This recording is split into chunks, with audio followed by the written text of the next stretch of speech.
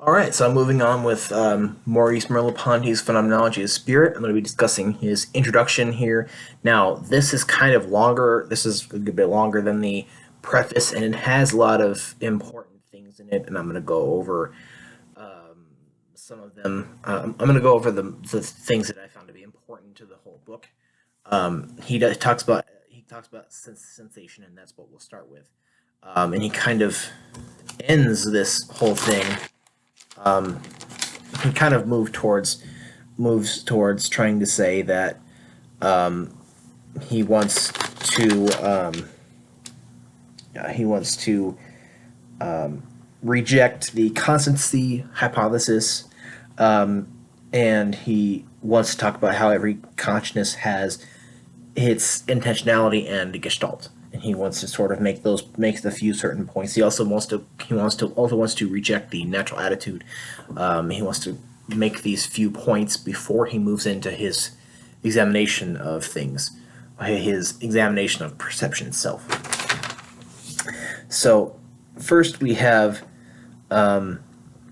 he kind of like breaks down things between the perception itself as to how we perceive things and the perceived object and how things occur. So he wants to talk about the sensation.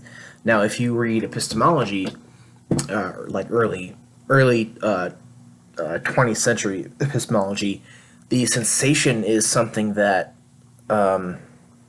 is like if I look at this book, I have a blue patch, and having sensed the occurrence of having sensed that is the sensation, the occurrence of seeing a certain blue patch here now, sort of thing.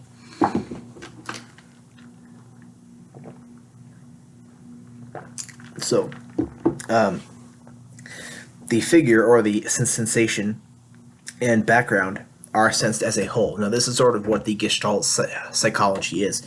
Gestalt psychology is mainly that we don't experience. So, like I said, with the blue patch, if I'm looking in the camera, I'm not, and I'm focused on this blue patch. It's not just the blue patch I'm seeing; it's everything together in one whole experience. Now, I can try to break down things into parts, but that's not how we perceive things. That's not how perception occurs. Things occur via the Gestalt way, in that things are perceived as a whole, not in just one blue patch here now. I can see, everything that I see through watching the playback here. When I look at everything right in this room, and I'm looking at just one thing, I don't see just that one thing. I see everything together. So, the figure of what I'm perceiving, the blue patch here now, and the background are sensed as a whole, and each thing is sensed in each of their parts together. So he has what is called a field, or a visual field of perception, and one sense thing belongs to a field, and it's a truly homogeneous area now where everything is blended together in one whole thing. And to sense is to have qualities. Now, qualities is something that, like, if you have taken like classes on philosophy of mind, there's something called qualia, and there's things in Kant and a lot of other philosophies of things called qualities. Qualities are in us. Now, it's kind of like the Kantian categories in a way, and Kant did talk about qualities in their specific way. And sensation is not pure impression. Now, impression is a word that also came from Hume, but to be pure is a different thing. That's more of a Kantian thing. So, seeing red, one must take into account what's near it. So, I wrote a paper a while ago, like maybe 8 years ago, called the metaphysics of color, where if I'm seeing a certain color, it's not necessarily that color. The thing is not necessarily that color. I have to take into account why it's looking that way. I have to take into account the shadows, what's around it, what's making it look that way, the lights, and the other things in the visual field. So you have to take into account the shadows, spatial configuration, and all those things. So the qualities of our experience are at issue here.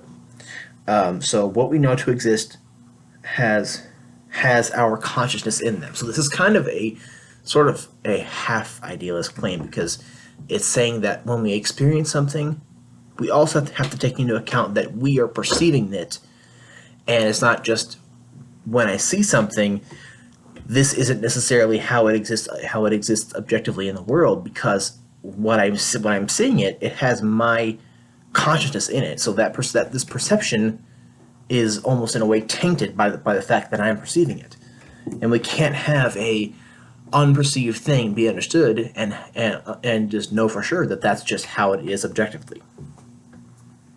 So, by beginning with the world, we will never understand what a visual field is. So, we have to take into account things like optics or illusion. We're taking into account the Muller-Lyer illusion, where we have two lines. One of them has two of these on the end of it, like this. The other one has two of these on the end of it, where it may look that the one that's like this is longer and this one is shorter, but the lines themselves are the same length. But it doesn't look that way to us. So sensation is immediate consequence of stimulation, visual stimulation. So there's no physiological definition of a sensation. There's no physiological scientific definition of that. So then there's also no autonomous physiological psychology. And basically, the sensation is a physiological event that obeys biology and psychology. So we have a sort of a problem here in defining what that is. And he tries to define this as a quality and as a pure impression, and he shows that neither of those things will work. And the physiologist must rid himself of realist prejudices to define sensation through its causes, and the causes being perception itself, and also what is sensing. And sensation turns towards objects. So we have this sort of a quandary here. We have a kind of a problem when it comes to how do we understand sensation, and how do we understand the way things are in the world. So I have to understand what this is, the sensing is, and I have to take that into account, and we also have to take the world into account. But we can't begin with the world and work backward. We have to start with perception.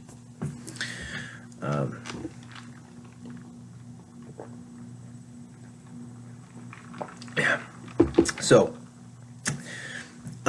association. So is experience to experience, is that also sensation? Sensation distorts analysis of perception. So sensation, we have a perceptor coinciding with an impression, and sensation dominates knowledge of things. And sensing or sensations, the only thing considered is where things are at present. And we have things called contours, where we have the ego or the perceptor or whoever is perceiving looking at a patch, and we have other things around it. We have other contours or sums of isolated visions together, and we have what is also called association of ideas, and bringing back past experiences. So he kind of talks about how association doesn't really help either, and neither does projection of memories, and how memories, even though they might seem like they're occurring at present, are not really a perception anyway. So the signification of the field, the perception established, it establishes or inaugurates the results, not presupposing a realm of truth or a world. So when we receive, we are not presupposing this realist thing out there. We're not presupposing a world. So there's also no associative force of ideas between visual fields. It never works as an autonomous force. And there's also no projection of memories and the question, is there a role of memory in perception? Henri Bergson did talk a lot about memory, and Merleau-Ponty does quote him and he does discuss him, but he also says that there's no role of memory here, and Givens could have to manifest. They would have to manifest in such a way for this to occur, and memories do not exist as a perception. And there has to be a certain articulation of Givens for a memory to be a perception. So a memory is a illusion passing itself off as a current perception. So he also talks about attention and judgment, and he talks about the phenomenal field. And so to kind of, I don't want to go too much into attention or judgment, or too much into the phenomenal field. So he wants to relate attention to the life of consciousness, and to the unquestioned buildup of the world. Gives clear definition of. Does it give a clear definition of sensation and judgment? So I want to go over the few things that are very important about this intro, or this introduction to his book. So we have to study perception through psychology, whereas Husserl would not agree with that. And this is against the natural attitude where we can't begin with a world and work backward, like a lot of science has done and a lot of philosophers before Husserl, excluding the idealists, of course. And we must have psychology and philosophy working together to understand perception. And we have the psychologist critique, which goes to the phenomenon of the phenomena, to the phenomenal field, to the transcendental field. We have the error of reflective philosophies, and like a reflective philosophy being like a memory or associative force or something like that, where Bergson said that perception merges with the object, or the knowledge expands by merging with being. And we are not a transcendental consciousness or a wholly conscious, and we're also not wholly conscious, nor are we unconscious. So to be a reflective philosophy moves to the transcendental dimension. And that's the problem, because that's not what he's going for. He doesn't want to concern a reflective philosophy in his study of perception. So, every consciousness, to go more into main points, every consciousness has intentionality, and no grounded empiricism with the world via sensation. So, empiricism and also the empiricists of the 20th century ground the person or the ego with the world via something like a sensation or a sense data or a protocol sentence, something like that.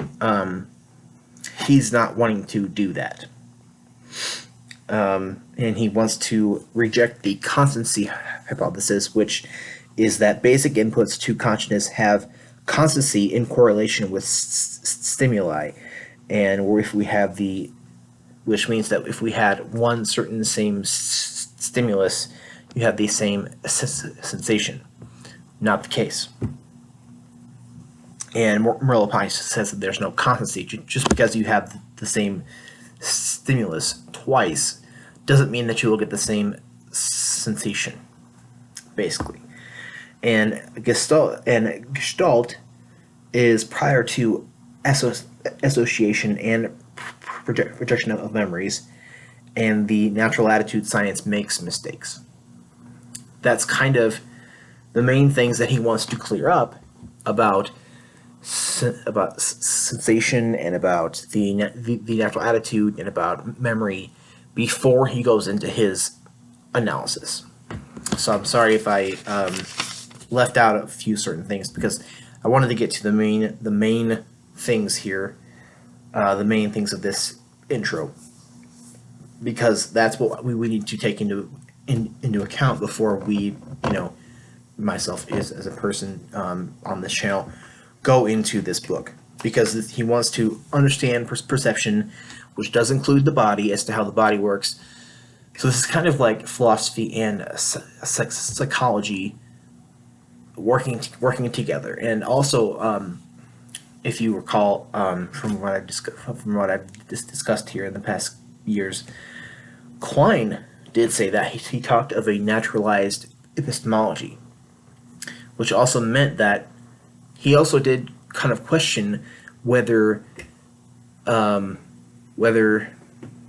philosophy should just be reduced to psychology. He didn't use the word reduce, but maybe he said that not philosophy, but epistemology should just be done by psychology and not having to worry about this problem anymore.